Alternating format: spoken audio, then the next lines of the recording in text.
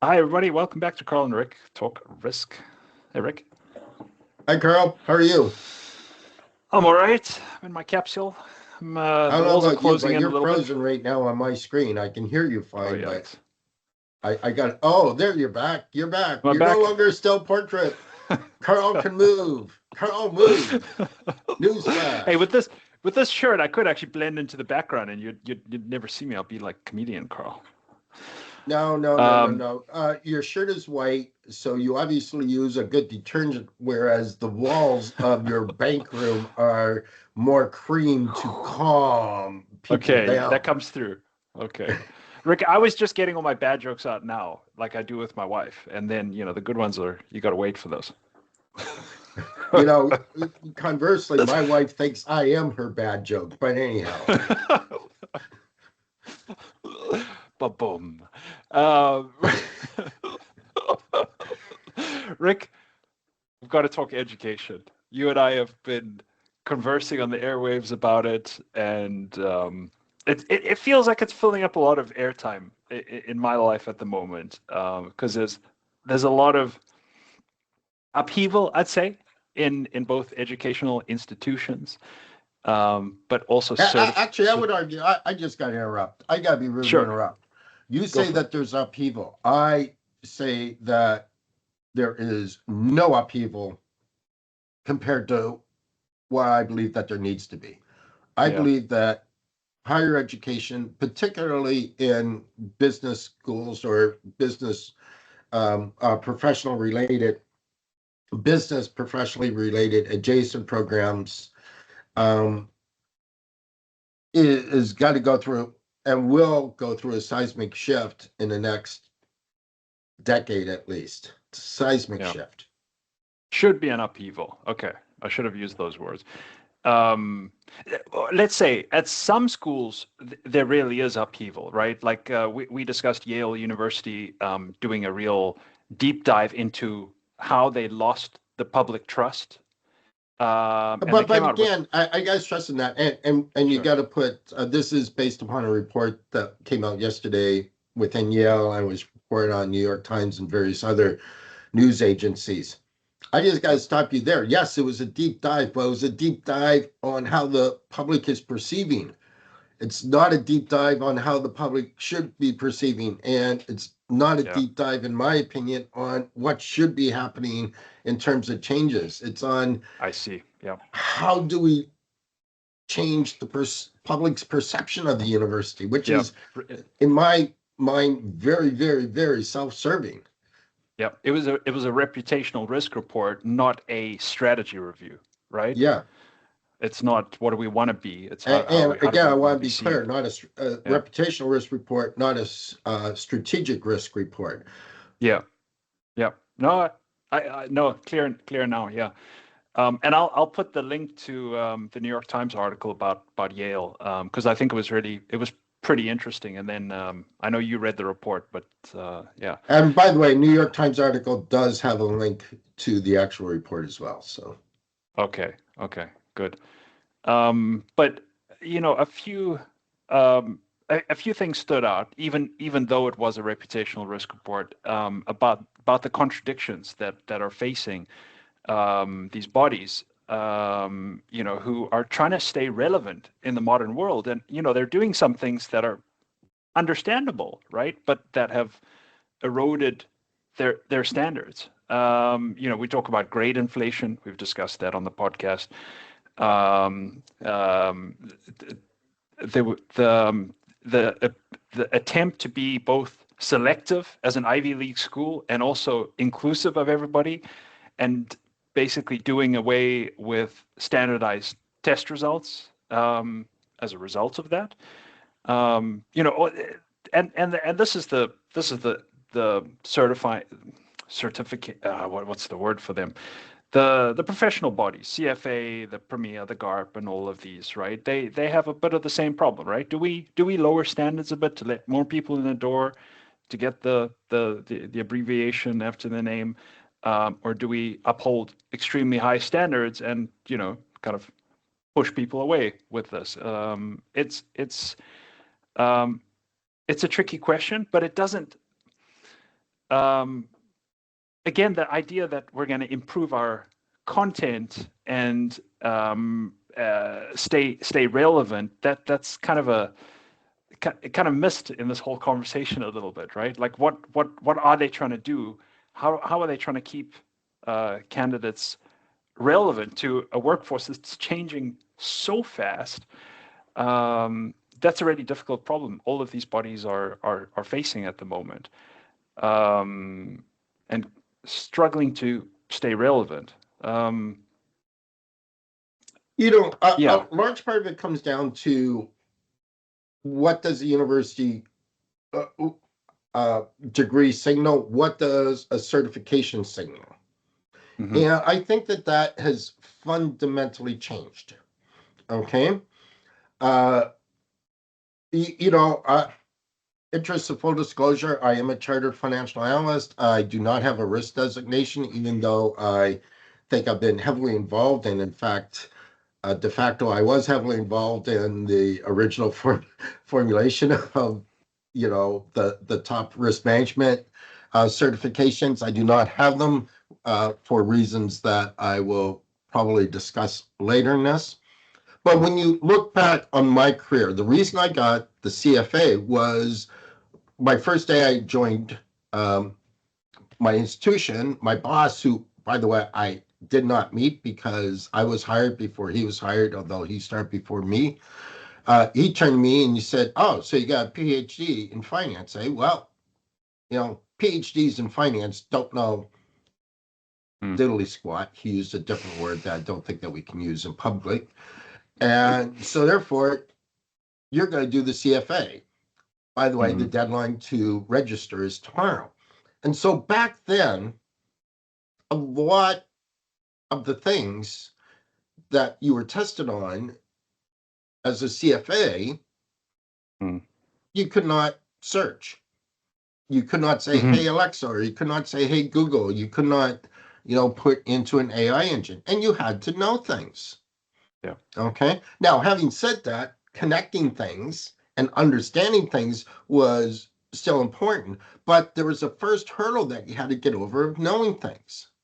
Yeah. But now in 2026, I believe, and I've said this before, that knowledge is a complete, unmitigated commodity.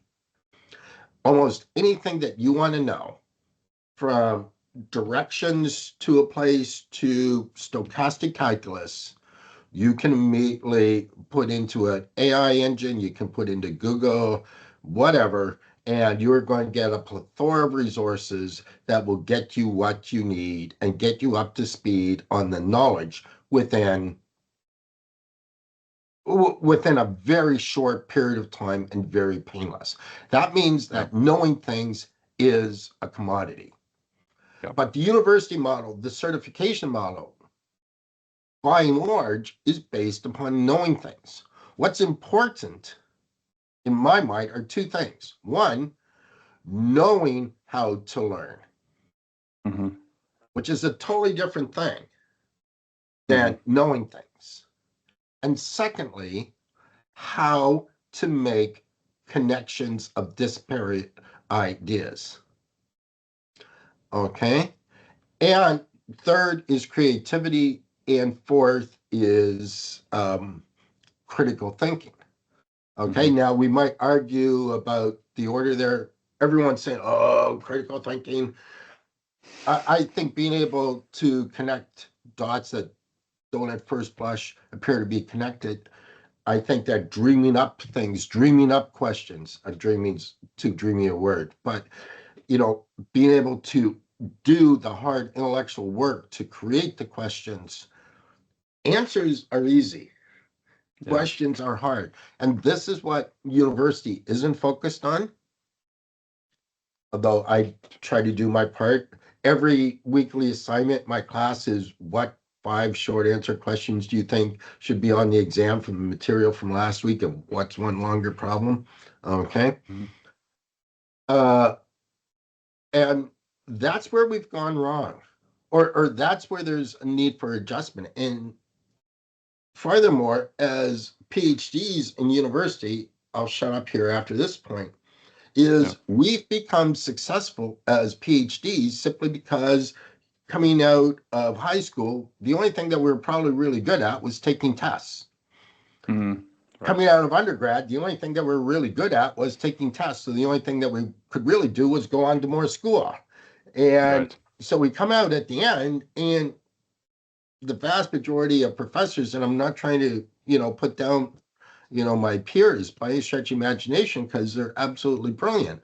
But really, our core skill is answering, tests, doing tests. Yeah. And so it's also focused on tests and this other stuff, such as creativity, such as critical thinking, communication, which we've talked about numerous times. The ability to ask questions gets totally ignored, and that gets ignored in the not only university degree, but in certifications. I'll shut up. Sorry, that was too much for Brand. No, thank you. You got us rolling, because and therefore you have a system that delivers, a focus on knowledge, not understanding, as we've discussed before. I literally get booed. I'll give you one example. I just got to jump in, and this is self-serving. I literally got booed and heckled and I still get really nasty looks when I say in faculty meetings that rubrics are evil. Rubrics are designed to do machine marking. Rubrics are designed for a course and for a syllabus and for a test and for marking and for assignments to appeal to the lowest common intellectual denominator of human intelligence that you can get. It kills creativity. It kills asking questions. It kills the ability to communicate. Okay, it kills all the skills that we need in business and in the professions now that knowledge is a commodity. Sorry, now I'll shut up. No, exactly. No, it pushes everything into a box, and you get trained at knowing the edges of the box, and in for a risk practitioner entering the job market, getting their first assignments, they soon realize how messy the real world is. And you need to convince 10 different departments why they should start using your risk assessment forms, and trying to figure out how to interpret results for senior management. I mean, all communication problems, all things where there is no box, right? There's personalities and sociological dimensions to the problem, but there's no box. But we create boxes because we like boxes. Yeah, exactly. We've been trained to like boxes. Boxes are very uniform, and we like those four sides. And very safe, just like the box that you're in right now. Yes, exactly. But okay, so designations again. I have to do well. I mean, it's a system-wide problem, right? Because you've got universities doing something in the wrong direction a little bit. You've got designations doing the same thing, because they want to. At the end of the day, they want to certify people. They want to make a bit of money doing it. And again, the rubrics are easy, right? It's the simplest, easiest way to prove knowledge. And to some, let's call a spade a spade. To some degree, the CFA, the PRM, the FRM are a gateway into the workforce. There are a lot of jobs that pretty much you need one of these, right? In finance and investments. I don't know if you've seen differently, like employers not caring about these things. It's pretty unusual. Well, first off, and in Canada we're a little bit special. Okay, I think Canada has by far the largest per capita number of CFAs of any country in the world. In large part, that's because most of our universities are more or less universally good. Okay, whereas in other countries, you have a real tiering or a real stratification of the quality of educations coming out of different institutions. And in Canada, I think that we have some really good schools and we have some real duds. Yeah. But by and large, most Canadian universities are pretty uniform, and I would say pretty highly uniform in the quality of education of their graduates. Having said that, that means that you can't stick out as a graduate. Also, grade inflation means that it's next to impossible to stick out as a graduate. So the designations become a way to stick out. And that used to be the case. And again, I'll pick on the CFA. Obviously, there's several polls going on about how, it's so disastrous. And I kind of agree with this, that the pass rate for the CFA is now 50%, whereas traditionally when I took it, it was in 20 something, but it was always been around 30%. But now, for a variety of factors, which we can describe or talk about another thing, it's now about 50%. So it's losing its shine. Okay. Secondly, we talked about the Turing test before. Okay. What designation in the finance industry could not be done by literally, a smartwatch. Okay. By the way, just as a quick aside, that's one of the current things is we now have to ban all jewelry in exams because of smart devices. Okay. Wow. Because we're finding students cheating on a daily basis. But here's the thing, and this is where I get really angry at HR departments for the bulk bracket, bulge firm jobs that admittedly a lot of people take as their first job upon graduation. You've got a massive number of applications coming in. And in some sense, HR is outsourcing that to AI. And they outsource it to AI by asking for things such as a degree in X, Y, and Z. But in reality, you'll know that for the real primo jobs. And again, I was in New York a couple of weeks ago with students, and we were visiting, a couple of financial institutions. One of the people for one of their, main derivatives desks had a degree in poli-sci. I suspect that they didn't, through their education, they never learned the difference between a stock and a bond. But they showed that they could learn. Okay, so for the really great jobs, they're being given by great people to great people, and they're bypassing the HR. But in the bulge bracket where they're bringing in, 200 interns or whatever, that job, or at least the first, second, and third level of weaning out, is being done de facto by AI. And the HR staff are more or less acting like AI bots. Okay, saying, so we want this, we want this degrees in either A, B, or C, and we want either D, E, and F as the certifications, and they're coming up with these digitized criteria for something where, as you mentioned, the real world is messy. Okay, the real world doesn't follow the textbook, and we've got a major disconnect. Yeah, I think I could argue they're focused on the wrong kind of risk management, according to you. All the downsides, right? What are all the legal implications if you hire a dud? Well, if we make sure they've got a degree and a PRM, then less chance, right? But what about the upside, right? They're forgetting about it. No, absolutely. I've got one piece of advice. I want to see if you can shoot holes in it or add to it. It is a gateway, a designation, a degree. I mean, you can't change the system. If I'm a student today and that's what people have to do, I'm going to do it too. I mean, what are you going to do?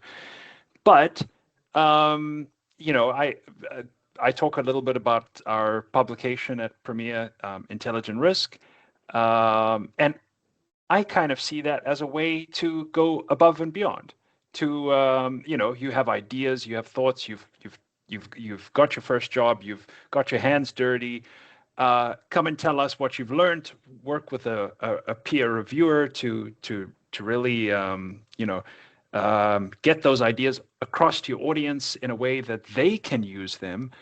That is really a way, because it's maybe not about the first job. Maybe the designation, the degree gets you the first job, but what about the second job, right? What are you gonna there you've really got to show that you've cut your teeth and you can communicate, you can network, right? And maybe intelligent risk is one place, but of course there's lots of other ways that you could show and develop these soft skills that get you the next job.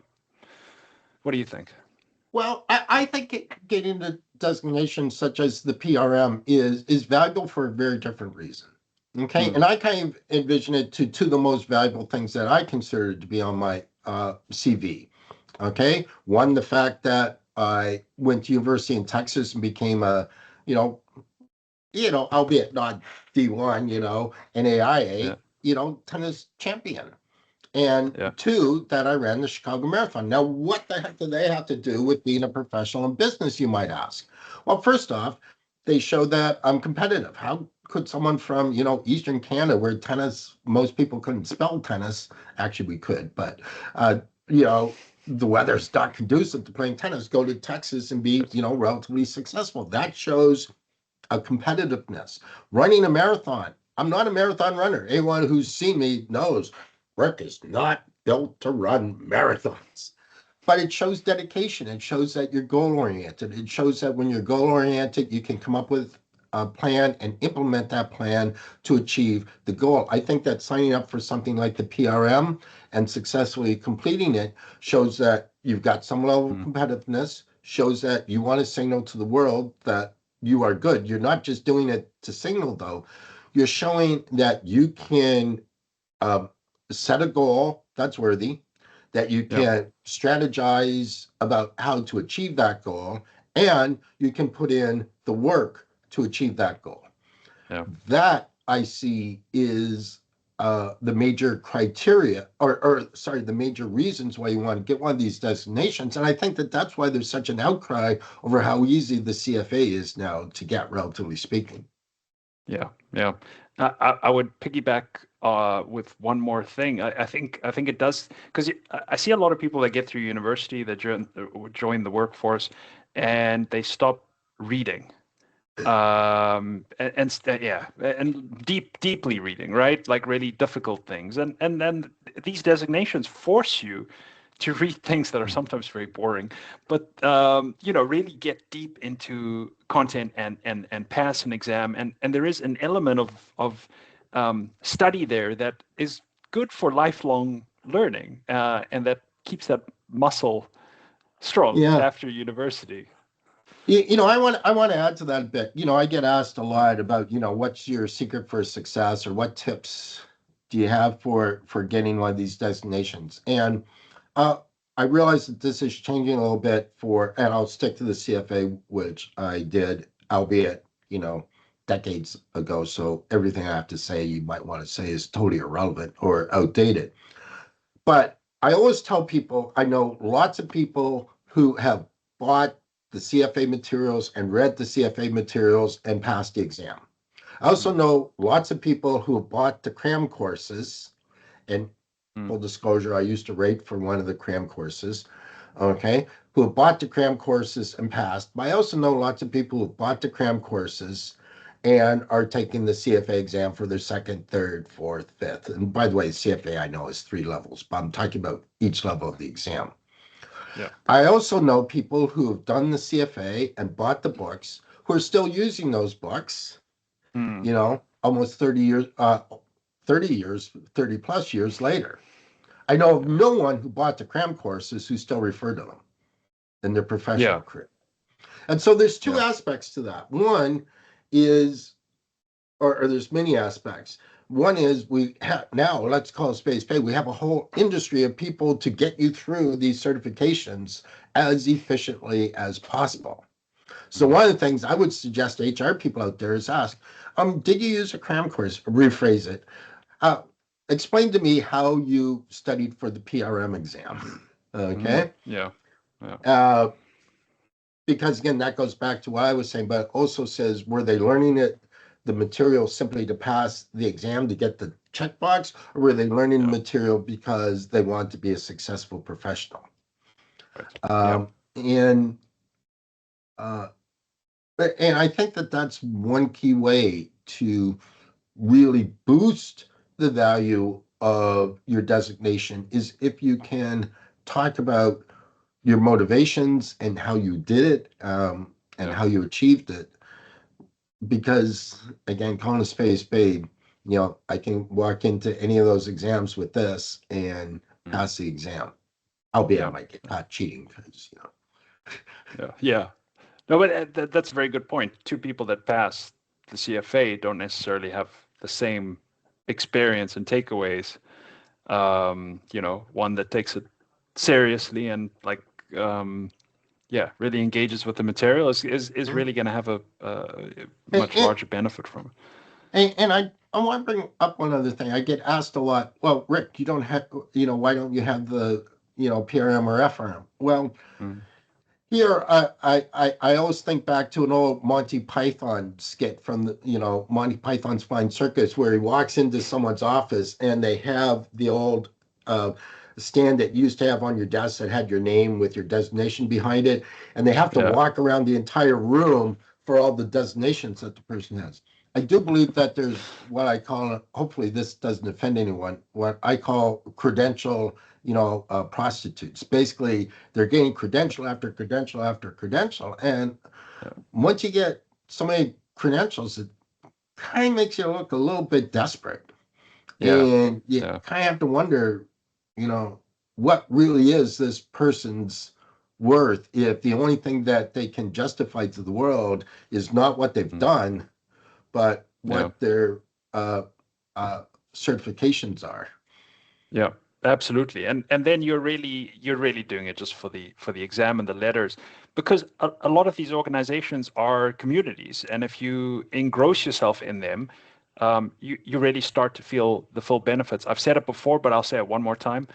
Moving from Canada to the Netherlands to take on a new job, my first phone call was to the local PRMIA chapter leader, and we're still very close. He still advises me, and it would have been a very difficult move without him. So, that's the value of the certifying bodies 10 years after the exam, right? That you can still reap. And they're a lot of fun to be part of. And there's a lot of people in these organizations that really care about risk management education, investment education. Not a lot of people doing it to retire early and win the lottery. So yeah, a lot of these people genuinely care. Okay. Well, thanks, Rick. We've revisited designations now. We've done one episode in the past on this, and it was nice to talk about them again, because like I said at the beginning, it's taken up a lot of airtime this week, and I've been hearing about it from all quarters. So about time we never know where we're going to go, do we? Nope. That's the one thing we do know. We started with Yale, and look where we wound up. Yeah, exactly. All right, Rick. Until next week. Cheerio. See you then. Have fun. Bye, everybody.